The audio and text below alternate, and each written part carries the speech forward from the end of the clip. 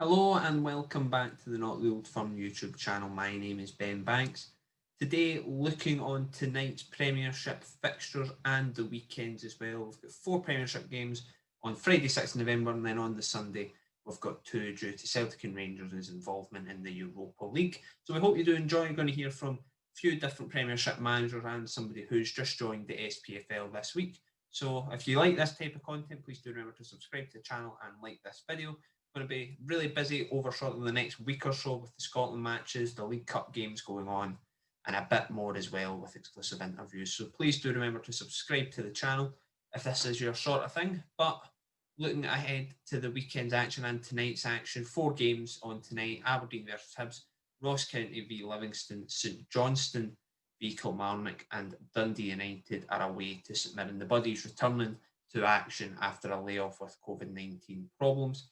Starting at Pittodrie, it's a really big one there, 3rd v 4th. Both teams could arguably go into second, albeit Aberdeen would need to have some sort of goal swing in their favour to achieve that and claim a victory against Hibs. Hibs probably having the easiest and more simple route to look at in terms of going into second above Celtic. If they win and Celtic lose, then they go into that position. It's a really big incentive for Jack Ross's side, who have been impressive. Another interesting thing to look at ahead of this game: both teams heading into the game off the back of Scottish Cup semi-final defeats.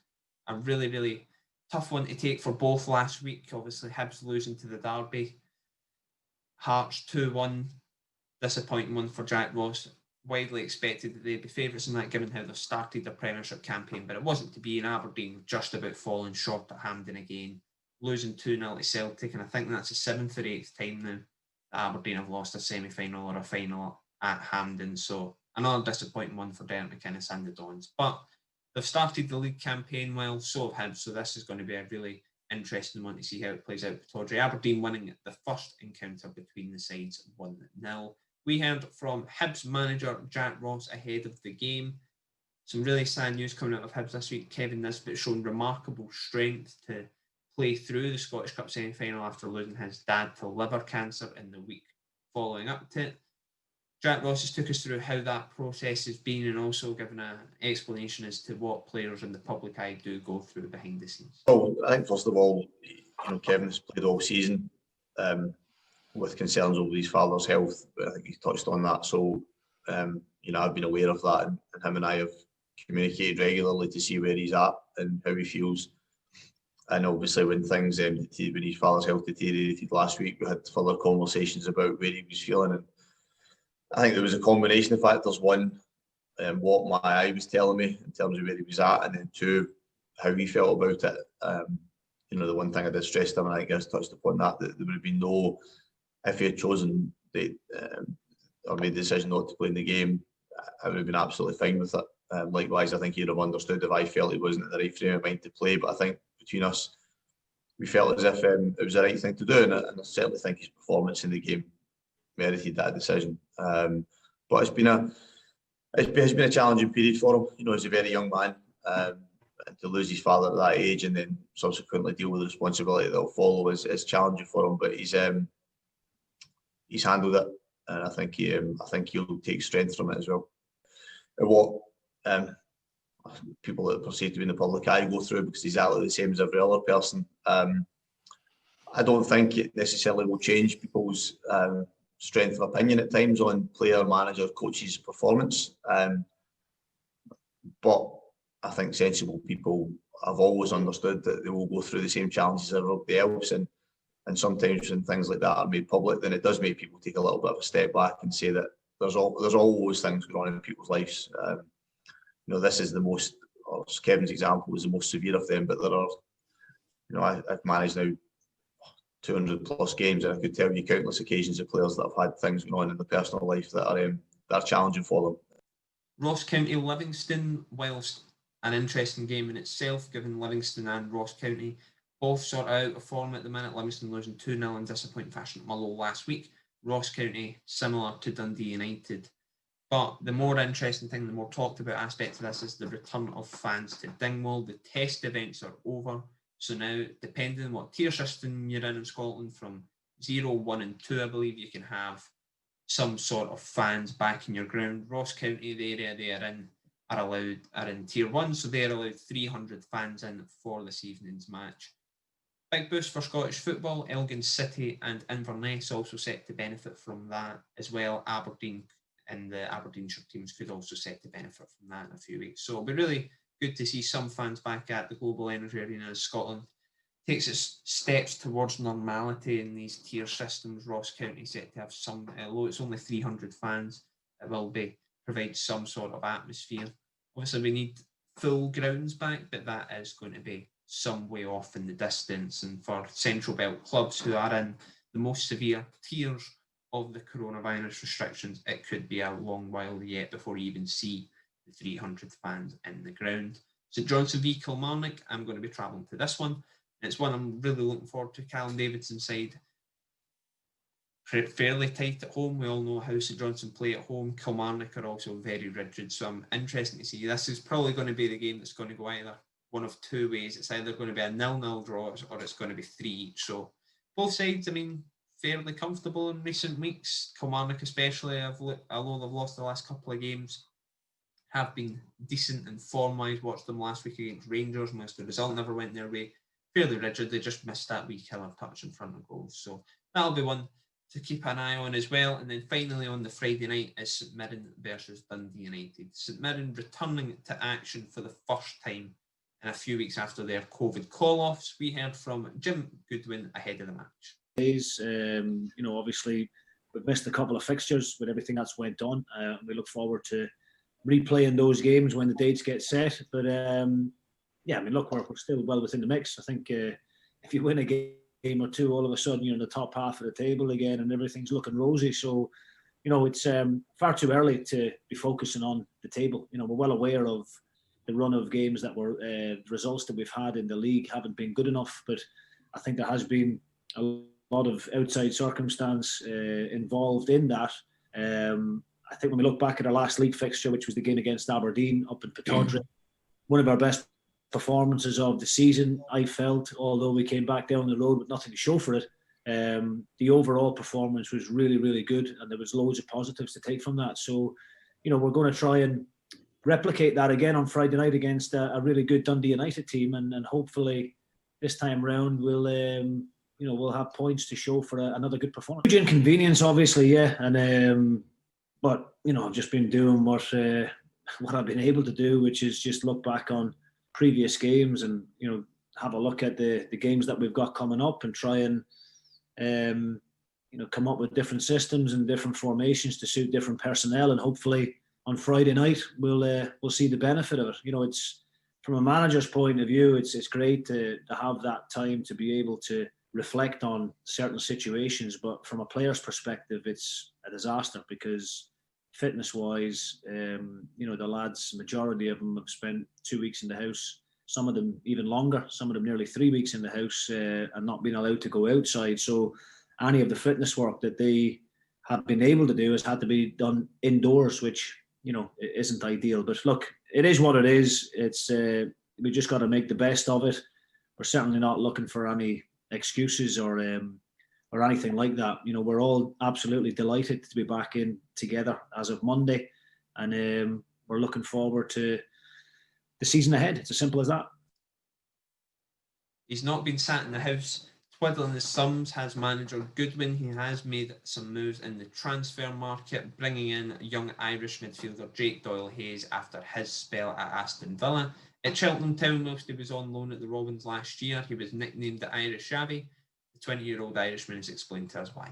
I never spoke to him about it really. It's just, I know the way his career has went, and he's done unbelievable things so far in his career, and he's someone that I looked up to at Aston Villa as playing in my position as well. So he's done unbelievable so far, and something that hopefully I can replicate. Well, my agent was sort of done everything. He was just speaking to me. There was a number of clubs in different leagues in England and a few abroad as well, in Europe. But once I spoke to the manager, I didn't have any doubt in my mind that I wanted to come here and try to progress my career at St Mirren. Yeah, definitely. It's always good to have some people from where you're from and make you settle in a bit quicker.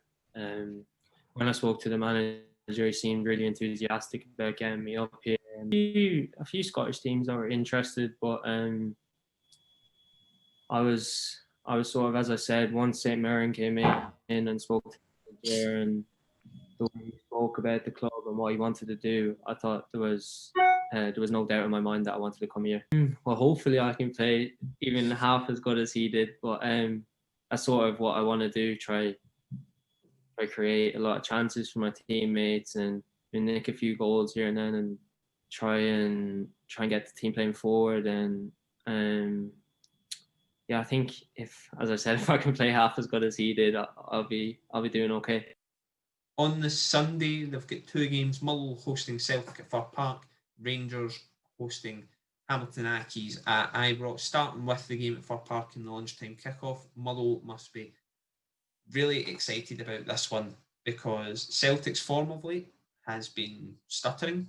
I think before their game against Sparta Prague, everybody thought they turned the corner with their 2-0 victory over Aberdeen, and then they get beat 4-1 off Sparta Prague. A Sparta Prague team with 8 or so players missing from their team, first team players, and a lot of young players playing in that one, and they were beat 4-1 very convincingly at Celtic Park. Real questions being asked there, but obviously not the Old Firm, focusing on Motherwell. Motherwell must see this as a really big opportunity to take some points from the champions. It'll still be a massive test. Motherwell really light on bodies just now in terms of they've got lots of injuries in the backline. Bevis McGabby, Ricky Lamy, Liam Grimshaw, Trevor Carson, Scott Fox, Jake Carroll, Charles Dunn, all will be missing from Sunday's game. As well as that, they've got injuries in the forward line, albeit probably less serious in terms of the bodies they're losing, although still men missing. Sherwin Sadorf is one that's injured, and as well as that, Devante Cole is 50-50 for the game, and that could be a really key one. Devante Cole has really been excellent in his first couple of games since arriving back from Motherwell. Assist against Livingston last week in the 2-0 victory, and they scored against Ross County. So he has been really, really impactful. So Robinson will be hoping that he makes it. He rates him as 50-50 and touch and go ahead of the game. But Mull have been really going well in recent weeks. They have, I think, 12 points from 18. I think a couple of those defeats were to Celtic and Rangers, given that Mull have had that extended break with COVID call-off. So in the last 6 games, I think it is only Celtic and Rangers that have beaten them. And apart from that, they've been pretty plain sailing. Against Ross County, they were impressive. They perhaps 4-0, whilst they deserved their goals, it was more down to Ross County's slack defending. Against Livingston, they fully merited the goal haul. They got 2-0, very, very comfortable from them. 2 goals in the first half and then a professional job in the second. Mull looking really impressive at the minute. So there's not a really better time on paper anyway. Mull in great form, Celtic really under pressure. Can Mull take advantage of that? It'll be interesting to see. Stephen Robinson is well aware though of the threat that Celtic could pose his side on Sunday. So the operations went well. We're quietly hopeful that we'll see Trevor back again after Christmas. Yeah, for him personally, mentally as well, it's tough. People don't realise, when you're stuck on your own in a treatment room for 6-7 months, it's soul destroying.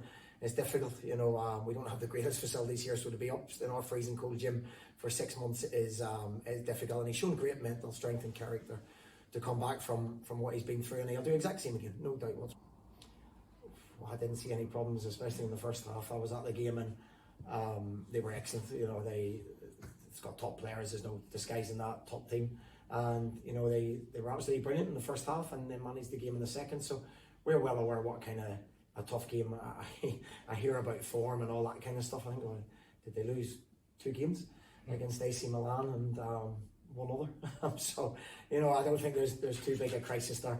We face a massive challenge on Sunday against one of the top teams. I think whatever team Celtic put out is going to be a tough game. We have to be right at the very top of our game to get something. We have been in recent weeks, so we need that type of performance again. The threats all over the pitch, whoever they put out, if you look at their subs bench and who they have available to bring on, then whatever team they put out, it's going to be a difficult game. I didn't see too much of a problem with a lot of stuff. A lot of stuff gets hyped up and what we have to prepare for a very informed Celtic. Yeah, I mean, I think every team has weaknesses, and I'm not necessarily saying that's in defence. We work at every team, you know, whether it's Celtic, whether it's Rangers, whether it's Hamilton, it doesn't matter. We look at strengths and weaknesses of every team, and you know, obviously we've got a game plan we try and go with. We're well aware Celtic have a lot of possession of the ball, but we've got a lot of pace in the team. We've got a lot of creativity in the team as well. So yes, we have to be at the top of our game. But in the final game of the weekend, it is Rangers versus Hamilton at Accies. Hamilton really light on bodies again. Charlie Trafford, the latest to pick up a serious injury, a fractured ankle, I believe he's got. So he's out until 2021, added to the list of David Templeton, Kyle Monroe, and as well Jamie Hamilton, whilst nobody really knows how long he's going to be out for, will definitely be missing for Sunday's game. So it's another massive blow for Hamilton. They're already going into a season, even with everybody fit, they're short on bodies just with the size of squad they can afford to carry, and they've lost 4 or so key players, so they're going to be down to the bare bones when they travel to Rangers, and that is not ideal as well, given I think this will be the first game in about 20 days due to the COVID call-offs and the Scottish Cup matches last week, meant they weren't playing, so they've had a bit of an extended break, and now this will be their last league game for another few weeks, albeit that they will have some action to look forward to in the League Cup, Stranraer away and Albion Rovers at home amongst the games they've got. But this one's very much a free hit for them. Rangers on really good form, albeit they'll probably rotate 5 or 6, but I don't think that matters to Hamilton Accies. They can still call upon international players, even in their rotated squads, and players that are worth millions of pounds. So Hamilton know how much of a big test they've got. But last time they did go to Ibrox, they did get that victory, that David Moyle moment, really probably live long in the memories of Accies fans. One of the victories that helped keep them up last year in the curtailed season. They're going to need very similar from both sides. They need Rangers to have a massive off day, and they need to have their best game of the season if they want anything from this. But Brian Rice, well aware of the task that lies ahead for his team. But that's all we've got time for in this preview. We hope you have enjoyed. Plenty of action to come over the weekend. Then we had an international break, which doesn't seem very long ago that we had our first international break of the season. Now we're heading into our third. So aye, it's been a wee while of Premiership football, but now we're going to be heading into another break, albeit that we've got plenty of football to look forward to in the domestic scene as well. League Cup action happening every sort of couple of days in the middle of that. So it makes my job a lot busier, and you can see all that on our website and the YouTube channel. We'll have previews and reviews to the League Cup matches. We'll have previews and instant reaction to the Scotland matches as they happen. Not only is it the crucial UEFA 2020 playoff final, we've also got Nations League action, as well as we'll have exclusive interviews as well. Also a returning video after a success in one of our first videos of this nature that'll be coming out next week. We'll have returned for a second one. So keep your eyes out for that. That'll be out early next week, as well as our usual exclusive interview, which seems to have become a weekly thing. So we'll have one of them out next week, and you don't want to miss that one. Some interesting stories involved. But that's all I've got time for on this episode. Please do remember to like our video, subscribe to the channel, and until next time, take it easy.